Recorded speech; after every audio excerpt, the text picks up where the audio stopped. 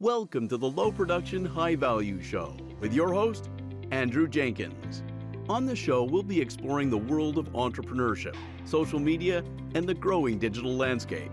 Whether you're a seasoned entrepreneur or just starting out, you know that the world of business is constantly evolving and changing.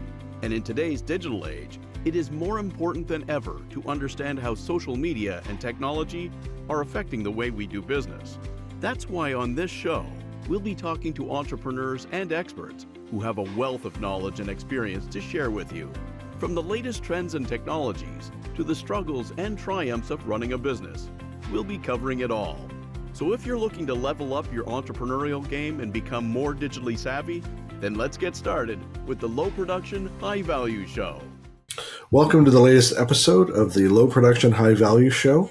Today's guest is Steve Watt from Seismic. Welcome. Thanks, Andrew. I'm looking forward to this. Well, so we were talking earlier before we got rolling about this idea of a term that's been permeating sort of the corporate world, which is about the idea of the social enterprise. And I wanted to get your take as a point of departure or to kick things off. What would you define a social enterprise to be? I'd like to start by drawing a big line up the middle of social, because I think that people, by and large, way over rotate on half of the answer here, and they miss the other half. So let's draw a big line right up the middle of social. On one side is the corporate marketing use case. So that is your company pages, your company handles, your company content, social listening, centralized demand gen, all that kind of stuff. And people have been focused and companies have been focused there for a long time, and most of them are pretty good at it. And most of them think that that's the end of the story. There's a whole other part of social, which is on the other side of that line, and that's your people on social. And this is largely overlooked. It's largely taken for granted. Or there's been various largely ineffective attempts to activate, and I do little air quotes for anyone who's listening on the audio rather than watching the video here, to activate their people. I'm going to tell you in a second why I hate that term. I strongly believe that there is a tremendous untapped opportunity on that second side of the line, on the people side, where your people can really show up and speak up with real confidence and real purpose, where they can build their reputations and they can build their networks and they can build trust at scale. And when you really purposefully nurture things on that side of the line, it can lift your firm miles above your competitors and miles above most other firms who are wholly or almost entirely focused on the corporate marketing side of that line. It's like the unexplored, untapped power boost. So I think that a truly social enterprise, a truly social organization, is one that understands and is making purposeful efforts on both sides of that line, and is avoiding that lopsidedness that most companies are fully focused on just the one. That side of the line where you were talking about, even if it's in quotes, the activating your employees, does that fully encompass employee advocacy, or is there, again, to dispel some myths, is there more to employee advocacy than people may realize? Absolutely. I've got a lot to say about where I think employee advocacy has been going wrong in most firms. And yes, that's where employee advocacy lives. That's where social selling lives. That's where social talent acquisition lives. Does corporate marketing and corporate handles and corporate, accounts have something to contribute to those things? Yes, of course. But they're really, those activities live on the human side of the line, on your people side of the line. And that's where this huge untapped opportunity is. And if we want to start going into what goes wrong, it's when we take the mindsets and the content and the measurement principles from the corporate side, and we just try to stretch them across the people. And there you fall into what I call the hey everyone trap. And that's the, hey everyone, share our latest post. Hey everyone, share our blog. Hey everyone, promote our webinar. What are you doing? You're trying to treat your people like Wi-Fi extenders for the company page. You're treating them like advertising robots. You're asking them to, instead of showing up like modern flesh and blood humans, you're asking them to just be company cheerleaders. And that doesn't work. I mean, adoption is low, audience engagement is low, business impact is always a mess. And then people throw their hands up and say, oh, this doesn't work. Well, no, it's not that it doesn't work. It's you're doing it wrong. Yeah, it's the hey everyone, put your network on blast. Well, the with that in mind, when you talked about building trust at scale, I've often said to organizations that we've worked with that no disrespect to you as a corporate brand, a lot of the value from, we'll just use LinkedIn in this instance, a lot of the value of LinkedIn for your organization will actually come through your employees, because the rapport that they have and the trusted relationships they have with their particular respective networks can actually pay a dividend or pay benefit back to the corporation when used appropriately, versus surely, and again, the LinkedIn profile is owned by the employee as an individual and LinkedIn, not the corporation. So you can merely ask, or pretty please, will you share this on your LinkedIn account for us? But the sharing is the one part of it. Allowing and encouraging them to build their own personal brand. And in the mix of them building their personal brand, have the freedom to share content from the organization as well as whatever they see fit. But I'm wondering about, when you talk about organizations sometimes doing it wrong, it's the bridging that gap of, I'll call it encouraging, but also the discomfort companies might feel about empowering, I'll call it, I won't say rogue behavior, but if we allow them to build their personal brand, they might leave, which I think is just a stupid myth. It's not put into reality. Anyway, long-winded preamble to set you up with the idea of, how do corporations navigate the empowerment and the permission of employees to act as I guess to exert free will on LinkedIn. It's a balance, right? And yeah, you gave me a lot of strings to pull on there. And let me start with saying the reason I dislike the word activate is it is that selfish, robotic, Wi-Fi extender, advertising robot mindset tends to live behind the word activate. I prefer, and you used one of my favorite words there, but enable and empower.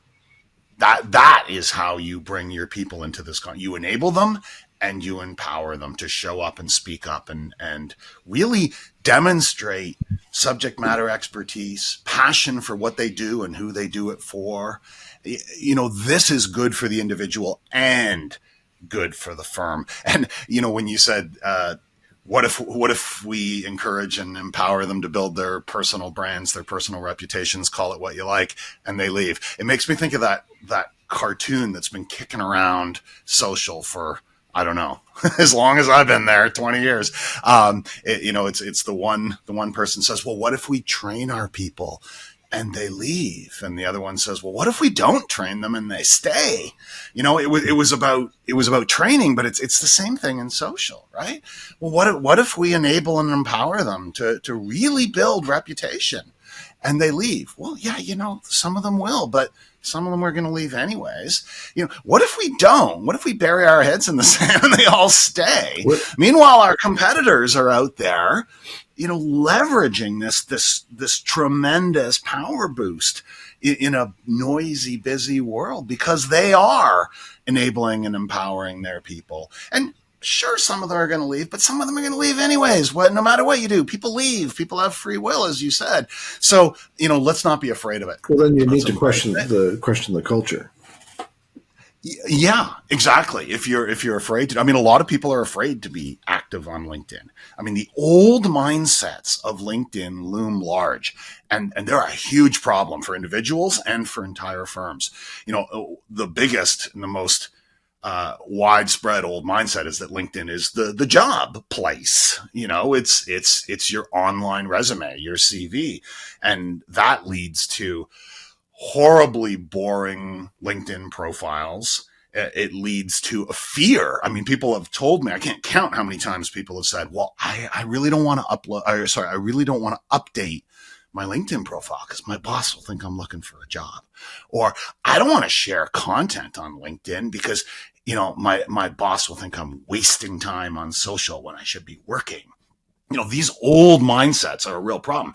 But that's not the only old mindset. I mean, LinkedIn as a broadcast advertising channel, that's an old mindset. That's a big problem as well. A lot of marketers are guilty of this, right? It's just like, well, LinkedIn is just one bullhorn to holler through. And we're just going to get out there. We're going to holler at the world through LinkedIn. And we're going to hope good things happen. And, another old mindset that gets in the way is, and salespeople are mostly guilty of this one. It's that LinkedIn as a Rolodex. LinkedIn as I like to say to people, it's like they treat it like it's the watering hole in the desert where, all the animals come to get a drink of water and they think that they're the lion and they're just going to show up and hunt. And, nobody wants to be your next meal. Right? Nobody's on LinkedIn for that. So this idea that LinkedIn is a giant Rolodex of all the people who I wish would talk to me, and I'm just going to come barreling into their world with a connection request and a cadence of asks to, can we get on a call? How's Tuesday at 2? Like these old mindsets, resume mindsets, broadcast advertising mindsets, hunting mindsets. These are the death of success on LinkedIn because they just don't work. They just fundamentally don't work. To your point, all those examples that you just provided are so commonplace now that I can tell by someone's headline when they ask me to connect, or if I see that they viewed my profile, I know within a few days or a week or so I'm going to get a connection request. And then I know if I connect with them that I'm going to get a pitch either minutes later or within a few days, or they're going to go around, in a roundabout way to come back to the pitch. Yeah, they're going to fake interest in something and just to get it out of the way, and here comes the pitch slap. It's coming, it's coming. But the worst is, and I've ranted about this before, is the automated messages to my DMs, and where the targeting is so horrendously wrong.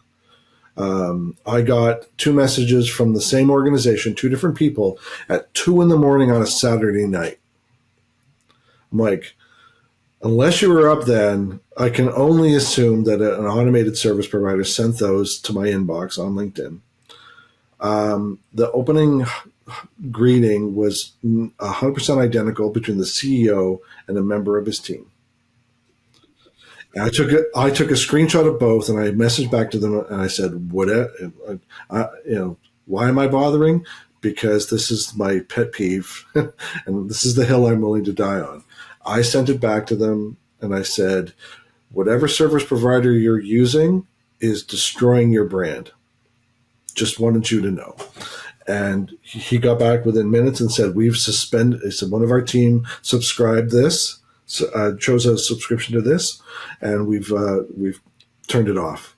Thanks for letting us know. Wow, that's a rare ending to that story, because everyone has the beginning of that story, and usually the ending is crickets. Like they just move on. I got an automated message from LinkedIn to my inbox. They got my name wrong. LinkedIn got my name wrong. So anyway. There's a lot of bad activity, a lot of bad practices, bad sales practices, bad marketing practices, bad talent acquisition practices. But I firmly believe that you have to take a couple steps back. They start with mindsets. They start with the mindset of what is LinkedIn? Like, what is the job to be done here? And if you think the job to be done is to hunt, and you think that sales is a numbers game, and you only count the wins, like I agree with you that they were destroying their brand, but in most firms, they don't count the losses. They only count the wins.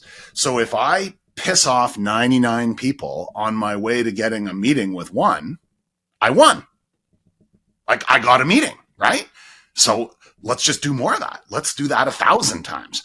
And if you don't count the downsides and you only count the upsides, well, then everything looks great. And meanwhile, you are burning bridges. You are destroying reputations. You are pushing away the people that you ought to be pulling towards you.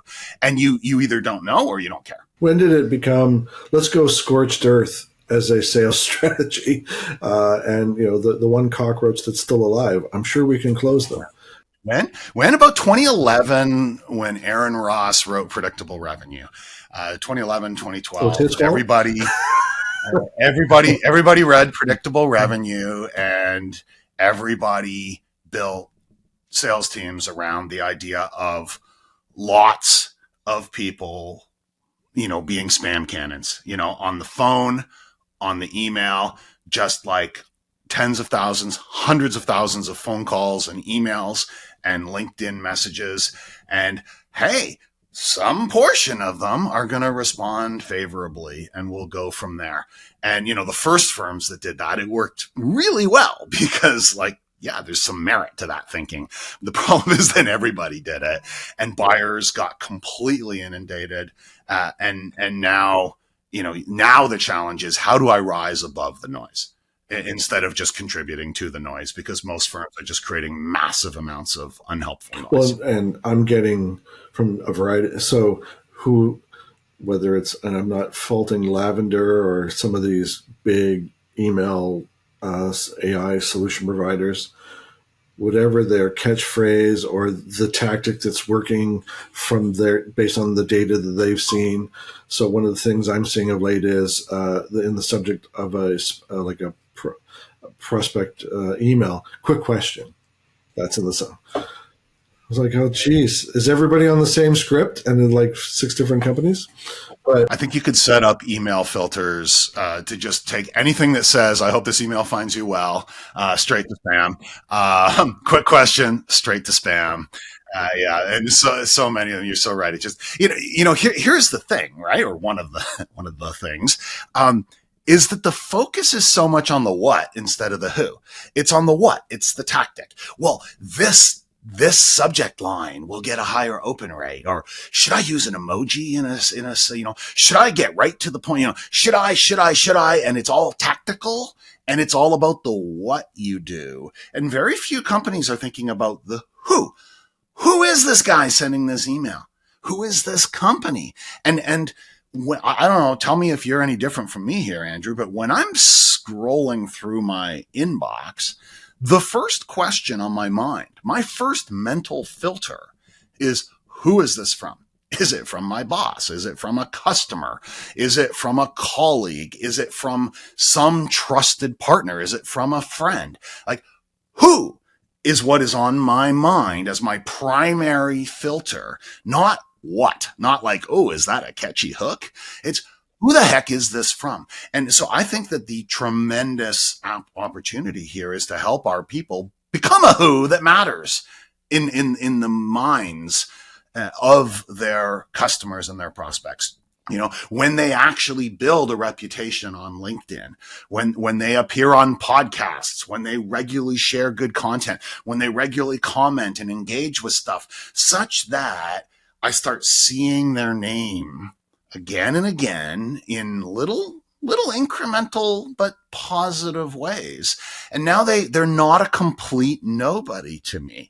And now when I see that guy's name in my email, I pause for a second because it's like, oh, I know that name. Like, I think I sort of have just a momentary flicker of recognition in a positive sense. And now I'll be much more likely to actually read your email. So I think as a industry and as a profession, we've way over rotated on what, and we've completely ignored the value of who. Well, and to your point about the who, the recipient, if I feel duped by, you were very genuine in your outreach on LinkedIn, or you were, then you pitch me the proverbial pitch slap minutes later, days later. It's like everything, all the goodwill that you supposedly built in the initial message is like wiped away. Or if you dupe me in your cold email to my inbox because you put RE as if it was a reply that precedes the subject, like, or like I said, the quick question, or you write it as if we're already pals, and very, very presumptuous. And Andy Paul talks about when you say to someone, "Hey, bud," kind of thing, like we've just met, like we didn't spend months in a foxhole together. So you're kind of being presumptuous. But all that to say, I want to jump back to what you were saying about fundamentals, and I'm wondering if you had to sort of highlight a couple of the fundamentals for enablement, employer branding, like those buckets that you were talking about earlier, the fundamentals that people are either ignoring or have forgotten or aren't properly considering. I see social selling, employee advocacy, employer branding, social talent acquisition. I see all of these things like a big Venn diagram. They have their unique aspects to them, but they also have a big overlap in the middle. So if you picture those as 3 or 4 circles in a Venn diagram, now look, where's the middle? Where do they overlap? And when done well, I believe where they overlap is this enablement and empowerment of your people, as I said before, to show up and speak up with real confidence and real purpose, and to show up and speak up with an honest intent to educate, inspire, and help the audience that they care about, whether that's their customers, their prospects, partners, investors, people they would love to hire, whoever it is that they need to engage and influence. When they actually show up with an honest intent to educate, inspire, and help those people instead of advertising to those people, it changes everything. You immediately see on social when someone is just being a company cheerleader, when they're just hyping, just hooray for us. And almost without exception, you can look at, they're going to get a small amount of engagement, a very small number of likes and comments. And if you dig a layer deeper, it's almost always from their coworkers, because they're just running around patting each other on the back. Hooray for us. Hooray for us. We got 30 likes. Selfie in my company t-shirt, like it's a cheerleading motion, and your customers and your prospects and your partners and everyone who could actually move the needle on your business, they're ignoring it. So what if we flip that mindset and we say, instead of trying to make it about me and my company and hooray for us, what if we make the core here how we can educate, inspire, and help others? So what do our customers struggle with? What are common problems they face? What are things that we have learned that could be helpful for them? How are things changing in their world? I mean, we have, and I'm using the sort of the royal we, like whoever you are, you have a view to a whole lot of different customers or a whole lot of different partners or whatever it is you do. Well, synthesize the learnings and then freely share them with the world on LinkedIn, and actually talk about what's changing, what's working, what's not working, why, overcome key objections, answer key questions. All of these things, you're not hyping yourself. There's not this constant call to action. Hey, buy my stuff. You have this honest intent to educate, inspire, and help others. And you start to become a magnet, because you start to become known for that. And I've lived this, and lots of other people have lived this as well. I mean, a number of years ago, before I came to Seismic, I built a marketing consulting practice without a single sales call and without a single ad. It was 100% based on showing up every day and giving it away on LinkedIn. Here's what I'm learning. Here's what customers are missing. Here's what's changing. Here's where the biggest opportunities are, and here's how to mitigate the biggest risks. And people would read it. They would be educated by it. They'd be inspired by it. They'd reach out to me. They'd say, "Hey, can we talk?" We'd talk more.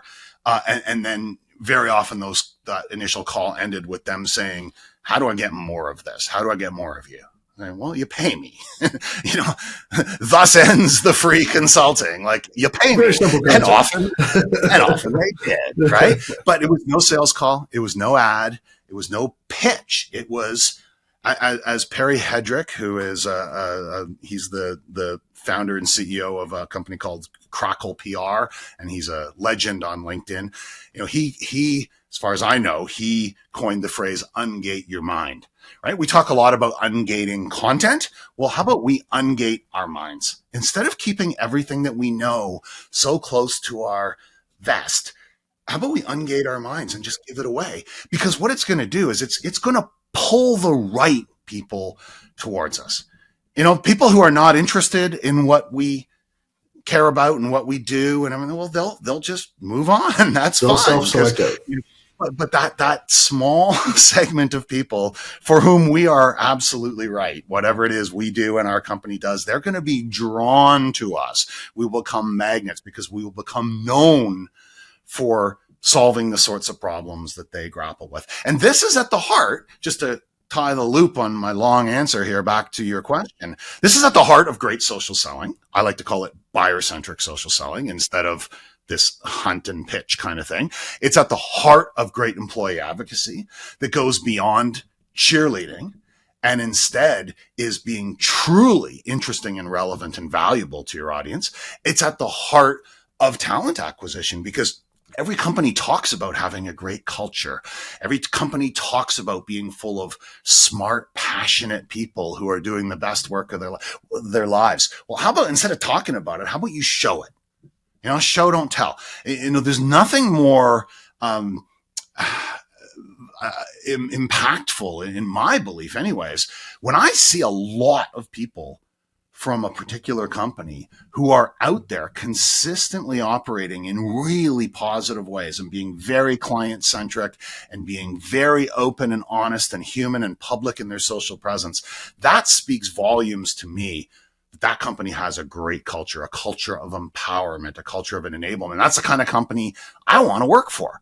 That's the kind of company I want to attend their events and I want to refer my friends to. And it sparks a curiosity in me to learn more and get closer to them. So all of these things, whether it's sales or advocacy or talent, if you kind of get that heart right, you get that middle of the Venn diagram around real enablement and empowerment, instead of treating your people in all these superficial and negative ways, it can be an absolute game changer. Well, before we move on, I wanted to highlight when you talk about giving it all away, it brings to mind one of my favorite phrases from John Ferrara from Nimble CRM, who said, when you teach people to fish, eventually they figure out you sell fishing poles. And it just sums it up so nicely. But to jump back to this concept of the core, one of the things that comes to mind for me is salespeople. I'll call it the what's in it for them is very obvious. If I apply if I adapt this or adopt this mindset and apply the fundamentals, there's an upside for me as a salesperson. But when I try to make the case internally about employer branding, talent acquisition, and so on, and the often overlooked thing is you're asking people to enact certain activities that are not part of their job description. And so I'm wondering about the what's in it for them messaging, or how do you get them on board when there's not necessarily an obvious upside for them? You're so right to ask that question, and failing to ask that question is at the heart of a lot of failures in this space. You get a marketing team hey everyone, this would be so great for the company if you would do this. Crickets, right? Like, come on, but it would be good for the company, and most of your people are just too busy or just honestly not interested. So what's in it for me? That's right. Yeah. 2 slices per person, you have to start with what's in it for me, and you got to be real. Don't fake it. And so, yes, I agree with you. It's usually pretty straightforward for salespeople, although a lot of salespeople have been raised and coached and measured in ways that make them forget anything that's not immediate term transactional lead gen. We could talk about that all day.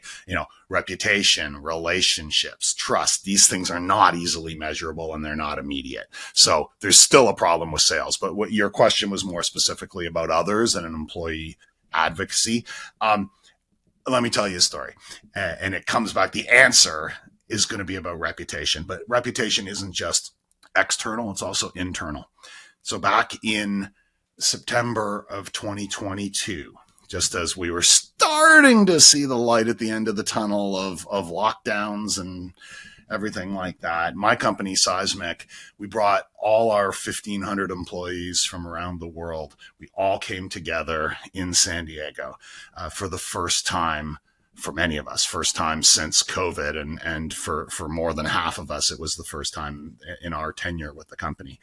And, we've all been working remotely in all these different places.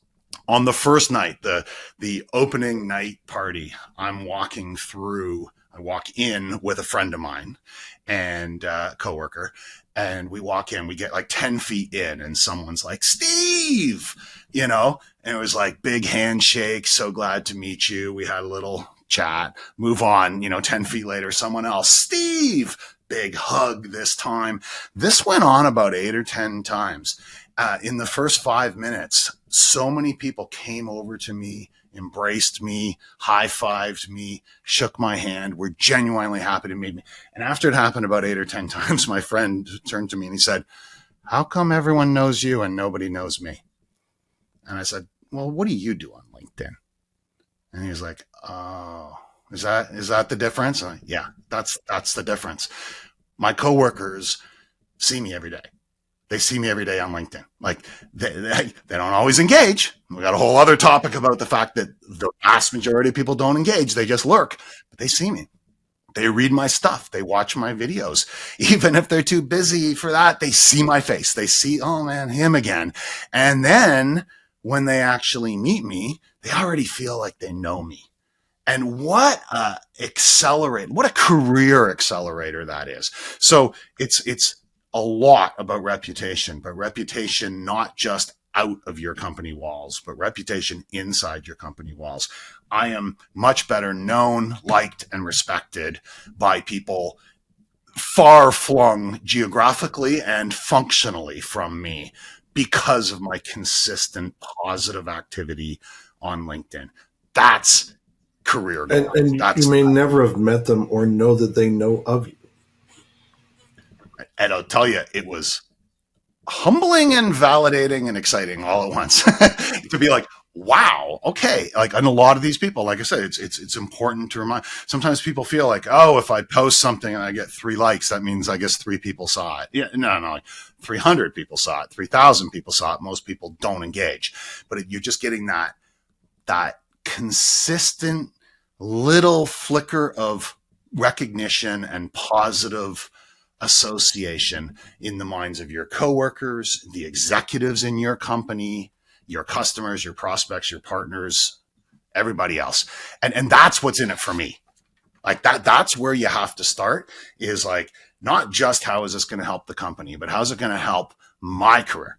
And how's it going to help me? I firmly believe that social done well can forward and advance any and every objective that you have in your career. And we're all going to be different. Some people, it's all about hiring a great team. Some it's about getting investors. Some it's about building a network of partners. Some it's about sales. Some about brand, like whatever it is, whatever you care about. Let's have a real conversation about how being great on social can help you achieve that. And that is going to be far more empowering to getting you in the game, rather than just saying like, hey, the marketing team would appreciate it if you just like repost this. That it's an entirely different mindset, an entirely different approach. You were talking about, this got 3 legs. I want to talk to you about metrics, but that one comment about the 3 legs, that post might have got 300 impressions. So, and hundreds of people saw it, might have got 3 legs. Some might categorize those as vanity metrics, but those 3 likes might be more important than the 300 impressions, or vice versa. But I just wanted to get your take on what metrics people should pay attention to, and what perhaps are vanity or are relevant metrics and that cloud the issue. Yeah, I've got a pretty tight answer for you within sales that I'll give you for a moment, but let me just take a step back. Likes and views and things, are they vanity metrics or are they not? I don't waste too much time on the terminology there. Would I rather that I get 100 likes on a post instead of 3? Yes, I would. And sometimes I do, and sometimes I don't. But if for no other reason, then it helps expand my reach, right? It helps. I'm putting effort into creating content because I have something to say. I believe that there's value in what I have to say. And I would rather that more people saw it rather than fewer. So the more people that like it and engage with it helps to push it to a broader audience. That's great. That's a good thing. And it feels good. But obviously you can't take that to the bank. So, measure it, care about it, celebrate it, but don't stop there. I have found again and again and again that the most important people that I reach through my content, very often they do not publicly engage. Because generally speaking, the more senior you are in the role and the larger the firm that you're in, the more likely you are to be jumped by salespeople. The moment you poke your head up into public on LinkedIn, the moment they like something, the moment they comment on something, they get swarmed by salespeople because they're like a VP at Google or something like that. Oh, wow, right? And they've learned their lesson, and they don't. And a lot of, sales opportunities I've brought into my current employer, Seismic, and a lot that I've brought into other employers and when I was self-employed were from people who never publicly engaged. And they would reach out to me one-to-one and say, hey, Steve, I've been reading what you've been putting out there. I've been watching your videos.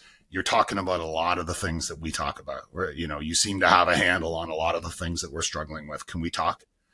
And I similarly, sometimes I get on a call with someone and they're like, so glad to meet you. I've been sharing your posts with my boss or with my peers or with my team. Thanks for coming to talk to us. And I'm thinking like, wow, I don't believe this person has ever publicly engaged. And I think that's a really, really important reminder because a lot of people get frustrated when they don't get this swelling surge. They want to go viral. They want the validation of hundreds and thousands of public engagements. But I mean, if you are being seen, heard, and understood by a few of the right people, it can change your career. It can change your sales output. It can change all sorts of things in positive ways. So yeah, look at those so-called vanity metrics and figure out how to make them bigger. But that's not where the real value is. The real value is the humans that you're reaching and the conversations and the opportunities that come from that. I like to, we do this with our corporate clients is, what's the actual insight from those metrics? So to your point, a like is nice, but are the impressions for my content trending upward over time? Am I increasing the views to my profile from potential people that I'll call it match up to the personas that I might be targeting? But your comment about these lurkers, it brought to mind a viral post from a CMO. I'm forgetting the company she was with, but she talked about how, as you said, certain people, if they show activity on LinkedIn, will be inundated with inbound, prospecting and pitches, etc. And her post went viral saying, I may be a decision maker, but I'm not the final decision maker. Members of my team who will be using your product or service directly and not me should not be stepped over or overlooked. And so it was just highlighting you're doing it wrong. I think I remember that post, and I fully agree that, I think what she was getting at, if I remember correctly, goes beyond social and was more about prospecting in general. Like, everyone teaches sellers, like, go higher, you got to get the decision makers. And she's saying, like, I'm not taking an introductory call with some sales guy. Like, my team's going to do that. So yeah, don't disrespect them. Don't ignore them in your frenzy to get to me, because they're going to do the bulk of the work and they're going to bring their recommendations to me. So, that's why I say, like, when you you have an opportunity to shape the market every day, shape your market. And what I mean by that is your company and what you sell. There are things that matter to your buyers. There's a way that your buyers are a little bit different from other buyers. They probably value things a little bit differently. They have different priorities, perhaps, than people who buy your competitors' products or people who don't buy any product at all in your space. So, what is it? What's the difference? What makes your buyers different? What do they value more or value differently or measure differently or understand differently? Once you understand that, now you can start to shape the market in positive ways by talking about that stuff on LinkedIn consistently and across a wide number of your people. And what you're doing is you're starting to shape the market in your own image. And you're helping more people to see what your buyers see. And your most successful users, helping them to value what your buyers value, helping them to measure what your buyers measure. And you start to shape the market in ways that create high intent demand.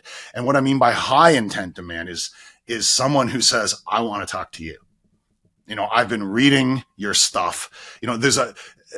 The old world of demand gen was all about MQLs and downloads and clicks and like thousands and thousands of them, big funnel marketing, right?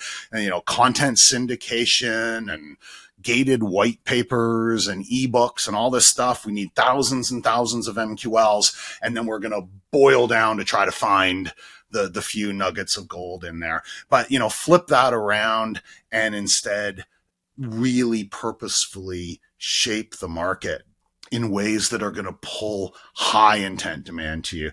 I don't want 1,000 people downloading an ebook and then having to send salespeople after them, and 999 of them are like, "Who? What? No, I don't think I downloaded that." I would rather have a much smaller number of high intent buyers who are like, "Been reading your stuff, been liking your stuff. Can we talk?" Like, I want to talk, because that's where you get much higher win rates. That's where you get much faster sales cycles. That's where you get ideal customers who you retain and grow for years to come. High intent demand is gold. And we can all contribute to creating high intent demand when we all get out there and do all the sorts of things that we've been talking about today. So, massive opportunity. And now, a word from our sponsor.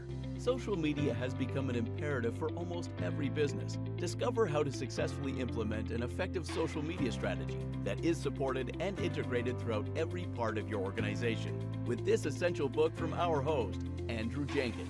Social Media Marketing for Business, Scaling an Integrated Social Media Strategy Across Your Organization, is now available from Amazon or KoganPage.com.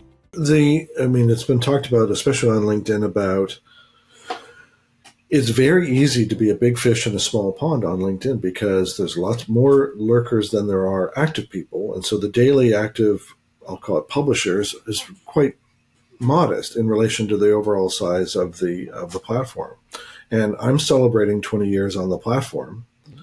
And I was in the first 200,000 users. No, I don't say that to pat myself on the back, but to say from what the platform was 20 years ago to what it is now, it is dramatically different. But brings to mind this idea, and I want to get your take on it. It's not about, like, strategy can be part of it, and giving it, ungating your mind and giving a lot away. But even something as simple as just consistency. What are your thoughts on that? Consistency matters, but consistently bad is still bad, right? Consistent fluff is still fluff. Consistent pitching is still pitching. Consistency is good when you're doing good things. So I start with, well, what are good things? I don't. Yeah, what is your audience value? Yeah, you'll sometimes see these like LinkedIn challenge, like I've committed to posting every day for 30 days. And then after the first couple of days, he's like, oh, you got nothing to say, right? A very famous quote from F. Scott Fitzgerald is he said, you don't write because you want to be, what does he say? You don't write because you want to say something. You write because you have something to say. And I think that nails it, right? A lot of people want to be seen on LinkedIn. They want to say something, but they don't actually have something to say. So what do they end up doing? They end up with selfies and fluff and cheerleading their company. And sure enough, they peter out and they're gone after a while because it doesn't do any good. They don't enjoy the process. They don't build a following. It doesn't accelerate their career or bring in business to their company because they just wanted to say something. You got to start with, what do you actually have to say? And, I work with various executives in this area and coaching them. And, one of the frameworks I bring into those coaching sessions, I call it like, what do you believe and who needs to hear it? And there's a whole process around figuring out like, what is the kernel of your belief system in a business perspective? What makes it different from the past and different from many others in your space? And really what makes it matter? And now who needs to hear it? And now we start talking about creating content for each of these different segments that brings your worldview and your beliefs and your expertise to the right audiences consistently in the right way. Now consistency matters a lot because there's no point in doing that whole exercise and then, posting content for 2 weeks. And, consistency matters and time spent over a good span of time matters, but only if you have something to say, only if you have something interesting and valuable. I like that idea of what do you believe in and sort of like what lights you up. So like you want to draw out some of their passion about, and I'm not saying about their hobbies, but like about their work. And we conduct interviews with, and it doesn't have to be executives, but it's subject matter experts within organizations for the goal of, I'll call it killing 3 birds with 1 stone, not 2, but 3, because we'll interview them on a platform like we're using today. We're going to get audio, we're going to get video, and we're going to get a series or an arc of blogs from the discussion. Because too many times, as individuals and organizations take this approach of one and done. We conceived of a blog, we wrote it, as you said, I had something to say. It's not what I wanted to say, but it was necessary that I say it as a company or an individual, and then we move on. Versus, well, there are other people that may want to read this, hear about it, whatever. So let's keep this in rotation to squeeze more, I call it, it's a cliche, but squeeze more juice out of the content lemon. And it still goes back to the idea of consistency, but it is about quality and consistency married together. I think that's a great approach, Andrew. I agree, because I find that a lot of people, most people, have a lot in here, right? A lot between the ears. And when you bring it out of them, you're a good interviewer. You are easy to talk to. You know how to lead the horse to water, so to speak. And I'm sure that when you work with people, here it comes, right? They flow with all sorts of insights, perspectives, learnings in all different ways.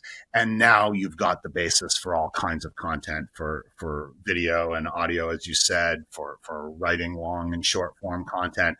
But if you just said to them, okay, here's a blank screen, sit down and write, they would seize up. Or if you said, hit record on QuickTime and record a video, they'd be like, what? Oh no.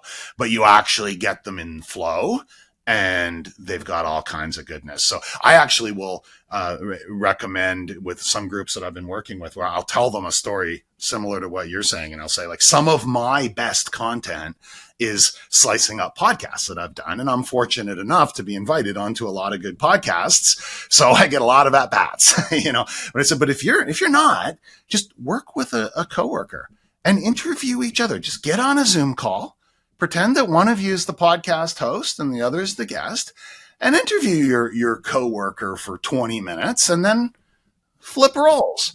And now you're both going to have some great clips. You're going to have things. So yeah, getting people in flow, however you do it, bringing an expert like you or doing it in other ways, is a lot more effective generally than just saying, you really should do videos. You really should sit down and write. Because frankly, if they wanted to do videos and they wanted to sit down and write, they'd probably already be doing it.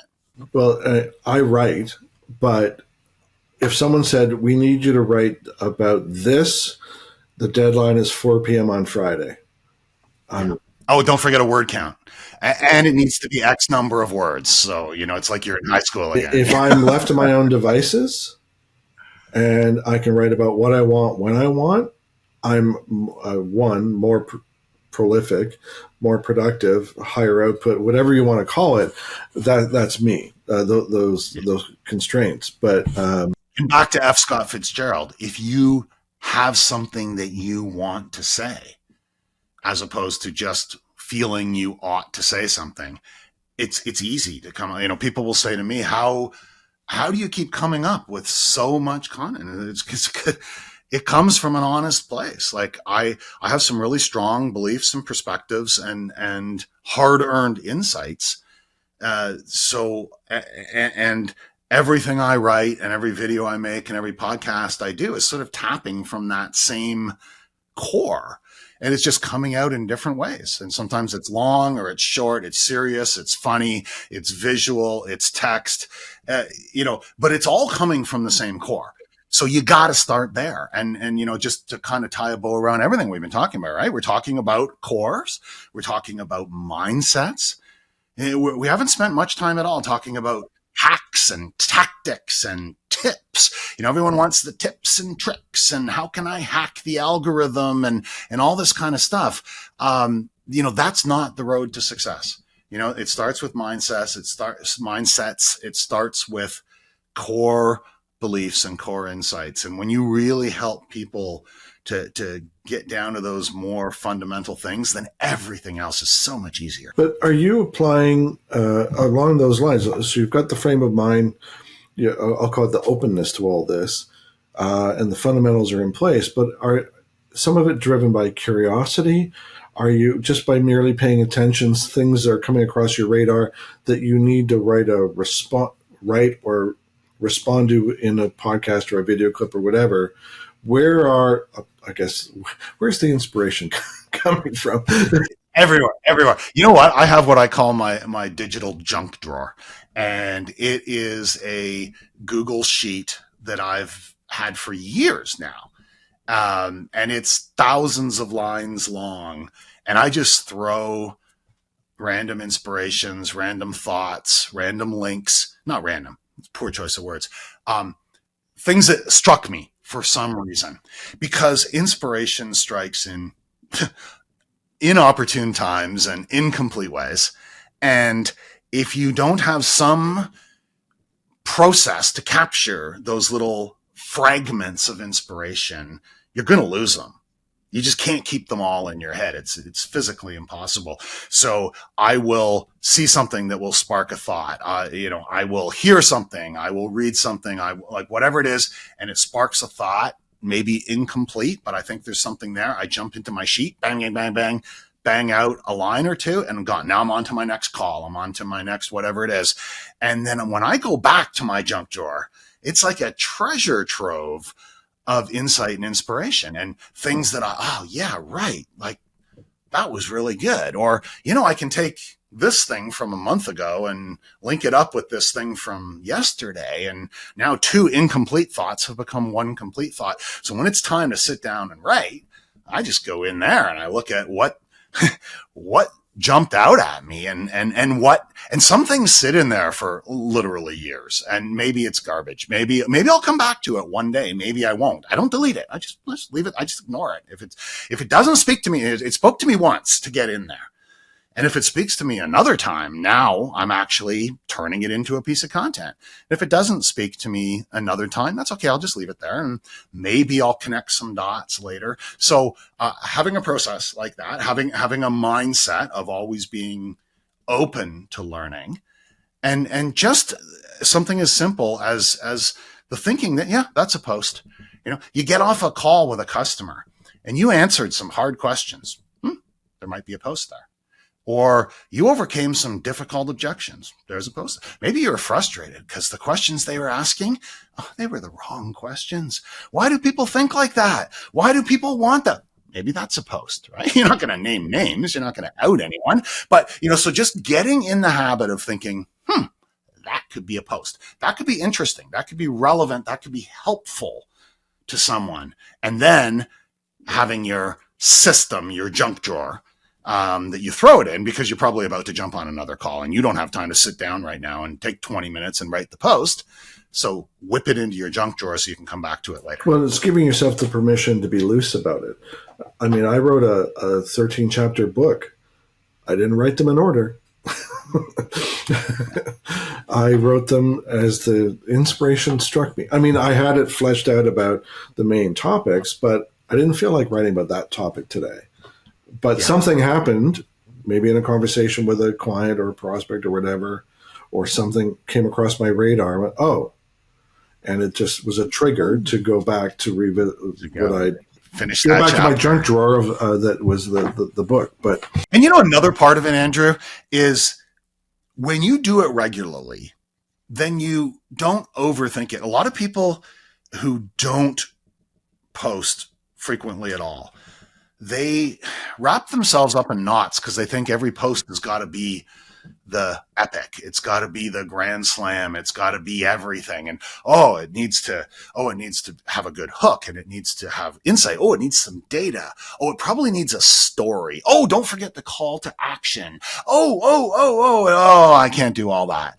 And so they don't do anything at all. The great thing is when you post regularly, you don't any longer expect a post to do everything for you. It doesn't have to extol your entire worldview. It doesn't have to promote yourself and your company and your customers and your, it's just one little piece. It's like, you think about a baseball player, right? They get 600 or 700 at bats in a season. And if they get a few hundred hits, they're superstars. They miss far more often than they hit. They don't go up there, or at least most of the time, they don't go up there thinking like my entire career depends on hitting a home run right now. They know that they're going to get 4 or 5 at bats every game, and they go up there and they do the best they can. And their success or failure is not about what happened in any one at bat or any one game. It's the totality of it. And that's what I think LinkedIn and social is all about. You need to have a lot of at bats. You need to get comfortable with doing a lot of different things, and you need to be comfortable with the fact that sometimes it just won't go anywhere. That's okay. You don't put all that pressure on yourself when you do it a lot. Well, it goes back to what you were saying earlier about educating and providing value and so on. I shared a post on today, the day we're recording this, that I just shared a link from Anthropic, which is to their prompt library, which they released last week. It's free. There's no skin in the game for me. It's just I'm just putting it out there. It's garnering some response. That's not why I put it out. I just put it out there to pay it forward. I've posted a third-party article when Marissa Mayer was the CEO of Yahoo, and so I'm not sure if it was Anchor Forbes was saying she defines one of the keys to her success is some ridiculous 100 and some hour work week. And I just shared the headline and the link to the article. The image from the article got pulled into the post. And I just prefaced it by saying, agree, ? That was it. No call to action, nothing. And again, to your point, you can be that basic and still be consistent and provide value and spark a conversation, but don't get hung up on I got to meet the following checklist for every single post. I talk about it a lot as like eating a balanced diet. That your content strategy ought to be like eating a balanced diet. No matter how healthy spinach is, if you only eat spinach, you won't be healthy. You need to eat a balanced diet to be healthy, and content's like that. Yeah, but even then, you're not getting all your essential vitamins and minerals if you're only eating one thing, right? And so think about eating a balanced diet as a good approach to content. Maybe one food group is content about your company, and maybe one food group is content about your industry, and one food group is things about your passions outside of work. Whatever, you can have your own different food groups, but the point is mix it up. It'll be a lot more interesting to you. It'll be a lot more interesting to your intended audience. It'll be a lot more human and authentic, and it'll be a heck of a lot easier for you to keep it up.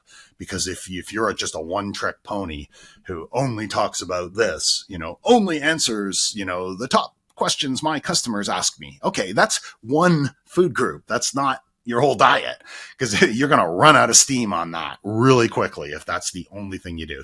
Mix it up, have a good time with it. Yeah, right. You gotta have some dessert in your. I mean, a lot of my content is it's healthy stuff. It's a lot of thoughtful, pretty good stuff. I'd like to think. Sometimes I'm just having a good time. Sometimes I'm eating dessert.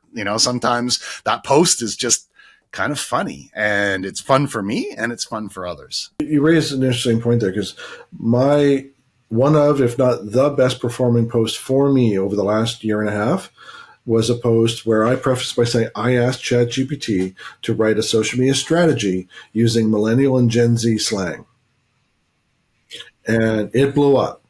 I had no idea how it would perform. I was just having fun, and I shared the fun, and it took off from there. So, yeah. Oh, it was, and but I've played with that same idea, and I said, with all the return to office trending stuff, I asked ChatGPT to write a letter, or one of our AI tools. I asked them to write a letter to employees to return to office, but as the CEO of the company being William Shakespeare, asking everyone to return to the Globe Theater. And so it was written in Shakespearean style, and it was just fantastic, and everyone loved it.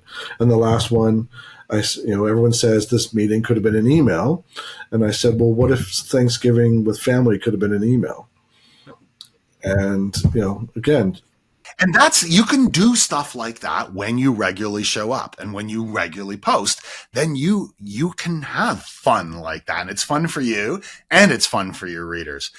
But if that's all you did, it would be like, what is this guy, a comedian? Like, is he like, does he have a career? Does he have a job, or is he just trying to get get into the open mic at Yuck Yucks? So, I mean, that's the thing. Like, again, a lot of at bats, a mixed, a balanced diet. When you consistently do a lot of things, then you can go off on those tangents and have some real fun, and people love it, and it'll grow your following, and it'll get people talking about you. But they don't forget that they don't think that's the only thing you do. They don't forget what you really do. So it's all about that balance, I believe. I wanted to highlight this, not because it's me, but this is for the listeners and those that watch this. You were talking earlier about, I won't just say consistency, but this idea of when you're sharing certain things of value and so on, something as basic as I had put into my headline, agencies ask us about our white label program. Someone who was already a member of my network, may have been a lurker, well, frankly, they were to some degree, saw that and reached out to me, and the organization that they work for became a client and is still a client a couple years later, white labeling us as a part of a bundled service to their clients. That had nothing, I mean, yes, I was visible to them because of social posts and so on, but that one thing in my headline was enough to went, oh, I need to talk to them about that. Yeah, becoming known for what you do and who you do it for and why it matters, right? So you put that in your headline, and it hit the right person. And 99% of people who read your headline didn't care. That's all right. The one guy did, and he's your customer now, right? All these things come together. Your profile, not just your resume. Your profile is a buyer-facing, client-facing asset. Write it as such. Your profile, your content strategy, which is where we've spent most of our time today, and then your engagement strategy. Who are you following? What hashtags are you following? How actively are you engaging with others, and in what ways are you engaging with them? You tie these three things together: profile, content strategy, engagement strategy. Now you've got a LinkedIn strategy. And a lot of people just don't want to put the effort into kind of understanding the full space and doing it. They want the hack. They want well, can't AI just do it for me? And we know that doesn't cut it. Well, I know we're getting short on time and we've run a bit over, but one of the, it's interesting that in the last week, TikTok has announced this new feature within the creator area. where you can, as a creator, you can go in and see what people are searching for that are relevant to you, be it marketing, outsource, social media, whatever. And now in near real time, you can be responding to the search criteria. And, on LinkedIn, I can follow hashtags. I can see LinkedIn. This is where there's a gap with LinkedIn about, I have to look at in other arenas like Twitter, now X, or, Answer the Public. I have to look at these other resources to see what people are asking, researching, etc. And I'm even starting to use Perplexity AI more to see trends and things so that I can use it to inform client strategies and my own personal strategies on LinkedIn and so on. But we'll see if LinkedIn, as it matures, gets there. Well, I mean, I think you're hitting on what I think is obviously AI is a massive change agent and a massive topic and a controversial topic, and it's here, and it's going to be here, and it's coming in bigger and more expansive ways all the time, and that's not going to change. To me, it's how are we choosing to use these things? Are we using AI to replace the humans, or are we using it to augment the humans? Are we using it to enable and empower the humans to do even bigger and better things? And I think what you're talking about there is a good example of doing it right. You're not saying, I'm going to use AI to write all my posts and do all my comments and sort of become a virtual twin who's going to go out there and do things on social while I do other things. You're saying, I'm going to use AI and other technology to find out in real time, what do people really care about? What's fast breaking topics? What's really top of mind, and where's the biggest opportunity? And then I'm going to bring my humanity into that conversation. And to me, that's super smart. And I hope that most people are seeing that, AI as a human accelerator rather than a human replacer. Every time a brand has handed the keys over to an automation tool, they've lived to regret it. Yes. We do not author any original content with AI. We use AI to inform what we want to write about. And that's a huge distinction. And I'm not being precious about it. I just don't, the quality of authored content isn't there yet. I can give tools, my book, to get a sense of my style, my tone, etc. Does that help to some degree? I suppose, but I'm still reluctant, as well as members of my team, to say, nope, we're just going to have this written by, such and such an AI tool. Yeah. And there's value in writing your own stuff, I firmly believe, way beyond all the reach and engagement and opportunities and all the stuff we're talking about. It helps you get sharper in enunciating your beliefs and addressing the objections you face and answering the questions that you're asked. It's, again, about a lot of at-bats. Right? I have written, I shudder to think how many LinkedIn posts, how many hundreds and hundreds, maybe thousands of LinkedIn posts over the years about these topics. So there is no question that someone can ask me on a sales call or on a podcast or anything else. There's no question that I haven't addressed 18 times from 18 slightly different angles before. So I can go into any call with confidence that I can handle whatever comes my way. If AI had been creating all those posts for me all along the way, it wouldn't be the same. I wouldn't have the same confidence, and I wouldn't have the same competence to actually engage in the human conversations where you never know where they're going to go. So a lot of writing, a lot of podcasting, a lot of videos. It's just a lot of at-bats to get good at the stuff that matter to you. That's what you've accomplished as an individual. And we began our conversation by talking about the idea of the social enterprise. But you've also, through your writing, talked about the super connected enterprise. And that may not be, I'll call it, commonplace today, but where what you've achieved as an individual, where do you see this super connected enterprise as potentially achievable, and what must enterprises do to get there? I mean, we should take a step back and start with what do you mean by the super connected enterprise versus what we talked about at the beginning as the social enterprise? I coined the term super connected enterprise as a aspirational promised land that is the perhaps the end point or approaching the end point of the maturity model of the social enterprise. Where lights will come out, the angels will sing. Yes, that's right. Yeah, it's aspirational. Hopefully it's not, impossible, let's say. But I contrast it to what I call the ghost town. And most companies are ghost towns on LinkedIn. And you think about the classic Old West ghost town. There's the storefronts and the saloon, and there's the old weather-worn signs, and there's tumbleweeds blowing through the streets, but there's no people. The people aren't there, right? And that's the way most companies operate on LinkedIn. They're like ghost towns.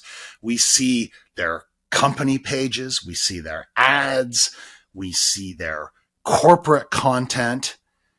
We don't see their people. The great majority of their people are entirely absent. And you look at these, especially really big firms, they have millions, literal millions of followers of their company page. And then you look at their own posts and they get a handful of likes, and there's no conversation, there's nothing going on, and you don't see their people out there.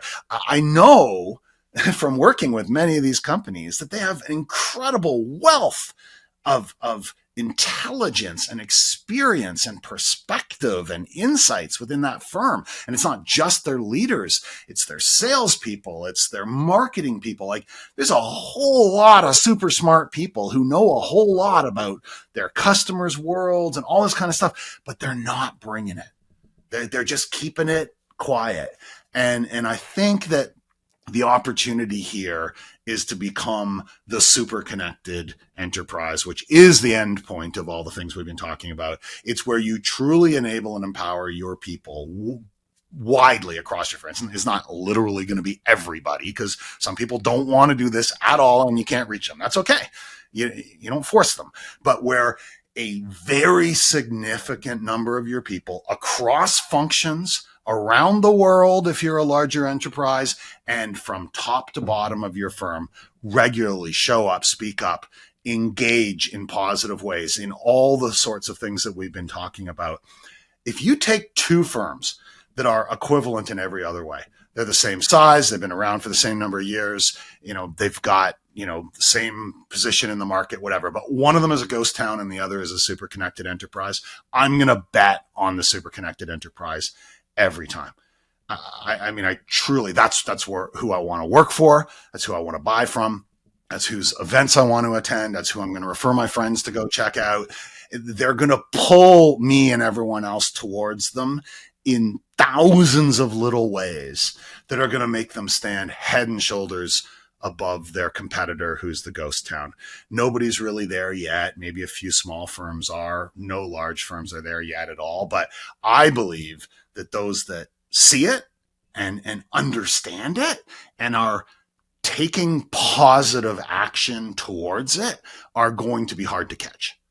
They are going to build a sustainable competitive advantage that is going to elevate them well above their competitors. And back to where we started our conversation an hour ago. Will some of their people leave? Yeah, that's okay. It's not about the individual at this point. It's about the culture, a culture of empowerment and enablement and engagement. And hundreds of people, thousands of people are doing amazing things. So of course some of them are going to leave. That's okay. The train keeps on. And that is what the aspirational view of the super connected enterprise is all about. From your mouth to corporate's ear. Most of them are. Well, the fact, it's always a sign when we've gone overtime, that means that we had a good time and a lot of value was shared. So thank you so much. This has really been a fantastic conversation, and I really appreciate your time. Thanks, Andrew. I love talking with you. Thank you for joining us on this episode of the Low Production High Value Show. Be sure to give us a rating and subscribe to make sure you never miss an episode. Don't forget to check out Volterra at volterradigital.com to learn more about how they can support your social media marketing.